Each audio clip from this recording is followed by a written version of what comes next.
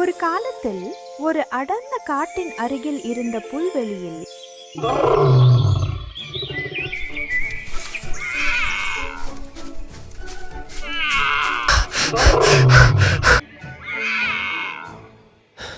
HUF puff அந்த மான் மீண்டும் தப்பிச்சிடுச்சே.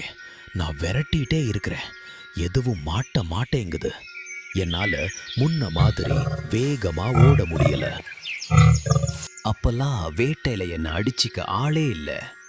இப்போ இந்த சின்ன மானை பிடிக்க முடியல. பலத்தை நம்புறதை விட்டுட்டு புத்திய பயன்படுத்தும் நேரம் வந்துட்டு.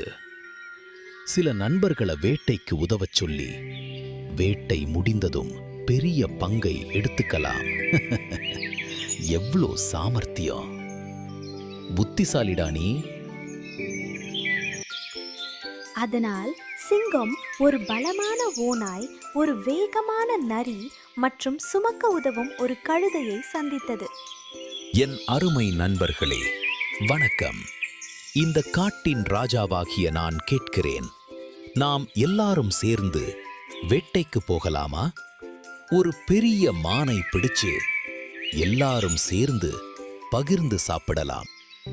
சரி சிங்கமே, நான் பலமானவன், வேகமாவும் ஓடுவேன். இது செம சுவாரஸ்யமா இருக்கும். நான் ரொம்ப வேகமானவன், கூட்டமாக சேர்ந்து வேட்டையாடுவது ரொம்ப பிடிக்கும். சரி, நானும் சேர்றேன். சுமக்கவும் இழுக்கவும் உதவி பண்ண முடியும். வாங்க போகலாம். அந்த 4 நண்பர்களும் புல்வெளிக்கு போனாங்க. ஒரு பெரிய மானை பார்த்ததும் வேட்டைய ஆரம்பிச்சாங்க. ஓநாய் வேகமாய் துரத்தினது. நரி சுறுசுறுப்பா சுற்றி மானின் வேகத்தை குறைத்தது. கழுதை சரியான நேரத்தில் வழியை மறித்தது. அப்பொழுது சிங்கம் வேகமா வந்து ஒரே அடியாய் அடிக்க மான் வீழ்ந்தது. ஏய், ஒன்னா சேர்ந்து வெற்றிகரமா வேட்டையை முடித்தார்கள். மிக சிறப்பாக செயல்பட்டீர்கள் நண்பர்களே. இந்த மானை 4 சமமான பங்குகளா பிரிப்போம். ஒவ்வொருத்தருக்கும் ஒரு பங்கு, சரியா? வாவ், இது ரொம்ப சுவையா இருக்க போகுது. பகிர்ந்ததுக்கு நன்றி சிங்கமே. நல்ல மான் கறி சாப்பிட்டு ரொம்ப நாள் ஆகுது, நாக்குல எச்சி ஊறுது. நாம கஷ்டப்பட்டதுக்கு கைமேல் பலன் கிடைக்க போகுது. நன்றி சிங்கமே.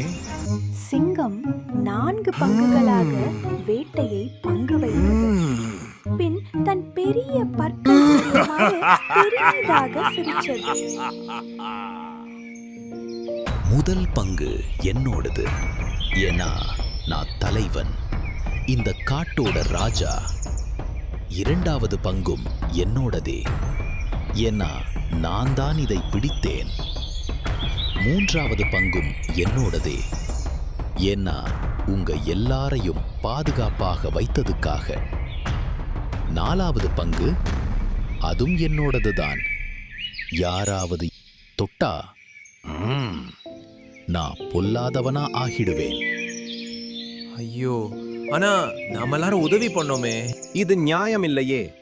அப்படின்னா எங்களோட பங்குகள் என்ன? சரி, இப்போ எங்களுக்கு நல்லா புரியுது.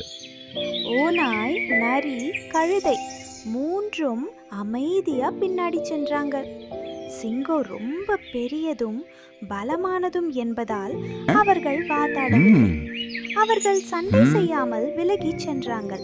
அந்த நாளிலிருந்து அவங்க தனியாக வேட்டையாடினாங்கள்.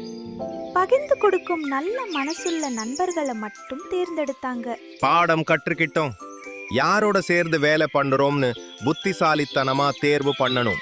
அதிகாரம் ஒரு பக்கம் மட்டும் இருந்தால் பங்கு என்பது நியாயமாக இருக்க வாய்ப்பு குறைவு. பலத்தால் தான் அது தீர்மானிக்கப்படும்.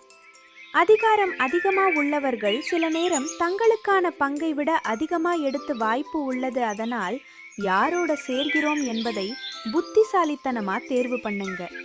நியாயமும் கருணையும் உள்ள நண்பர்களை தேடுங்க. நண்பர்களே, என்னோட கதையை நீங்க பார்த்தது எனக்கு ரொம்ப சந்தோஷமா இருக்கு.